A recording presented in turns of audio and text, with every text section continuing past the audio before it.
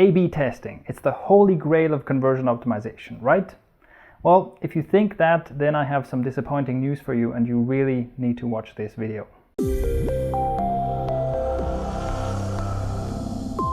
Hello, I'm Shane Melaugh from Thrive Themes, and it might be surprising to see me as the bearer of bad news when it comes to A/B testing, because at Thrive Themes we are all about conversion optimization, and certainly A/B testing is one of the most important conversion optimization tools. But the reason I'm making this video is because I see a lot of people go into A/B testing with the wrong kinds of expectations, and I see one very typical mistake made because of that. Now, if you have wrong expectations about A/B testing, it's really not your fault, because when you read about it, you generally read about very dramatic results, and that's just a publishing bias, right? You generally will read about examples where someone made a change to a website and it doubled their sales, or they increased some conversion by 400 or 1,000%, because that is what people like to publish. That's what gets attention and clicks and shares and so on.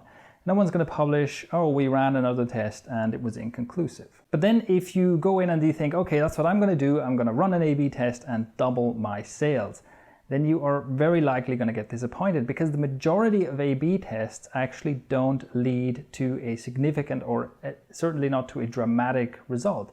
Meaning, even if you test two completely different pages, more often than not, you will find that both pages perform about the same. In fact, there's a very typical pattern that you will see when you do A/B tests and you look at your data. And you can see an example here where you can see in the beginning it looks like there are big differences between the variations, but the longer we keep the test running, the closer together all the results run.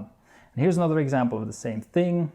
And here's another example of the same thing. So you can see this is a very typical kind of behavior of an A/B test, that you have differences that look big in the beginning, but then they all tend to run together. And this is where the dangerous mistake comes in. So if you have the expectation that you will run an A/B test and you will get a result like doubling your conversions, what can happen is that you end the test too soon. Because early on in the test, you will almost always see that one variation is doing way better than the others. And the temptation is to say, oh, here's a variation that is increasing our conversion rates dramatically. Let's stop the test and use this variation. But that's a huge mistake, because you really have to collect enough data before you can make that kind of call.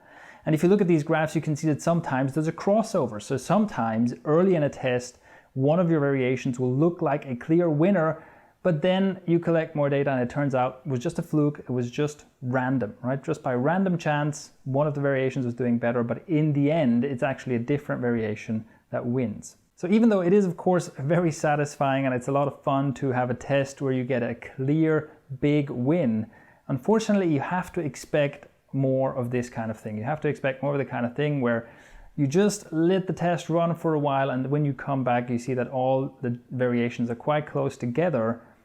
But this is not necessarily bad news, and here is the main reason I made this video. And what I want you to take away from this isn't just, I don't just want to be a party pooper and say, oh, you know, A/B testing isn't as much fun as you thought.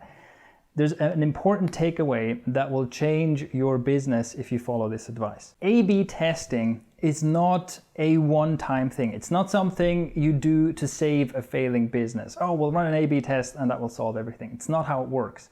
You cannot and you should not expect huge dramatic wins. I mean, you should aim for huge dramatic wins, but you should be realistic and know that they don't come along very often. But if we look back at some of these graphs, the same graphs I showed you, as the disappointing news, you will see that in most cases, there is a winner. It's just not a winner by hundreds of percent. It may be a variation that performs 25% better, 12% better, 30% better, something like that. But there is a winner. And we've collected a lot of data, so at this point we can say with confidence, yes, this opt-in form or this sales page or this piece of copy actually increases conversions by 30% or something like that. And these small wins stack up over time. In fact, they stack up over time quite dramatically. So the way to use A/B testing in your business is to make it a habit. This is where the real power lies. If you just make it a habit to run tests, let them run long enough until you have a confident winner, and don't be deterred by small wins.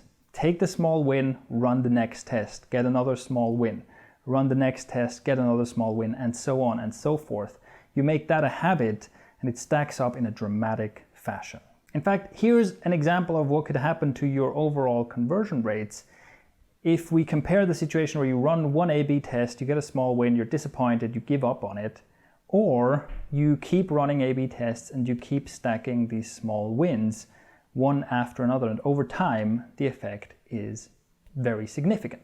So that is what you should aim for, and that is why I made this video. So keep running those A/B tests, and if you want to know exactly how to get your first small win, and you want to know exactly how and in what order to run tests on your website, no matter what your website is, and no matter whether you have a lot of traffic or little traffic, you've only just started or you've been doing it for a long time, check out the Rapid Landing Pages mini course. It's completely free. I'll link to it below. You can check that out to get step-by-step instructions on exactly what to test and how to start building that A/B testing habit. If you have any other questions about this topic, feel free to leave a comment below. And if you enjoyed this video, please share it. I'm Shane Melaugh from Thrive Themes. Thanks for watching, and I'll see you next time.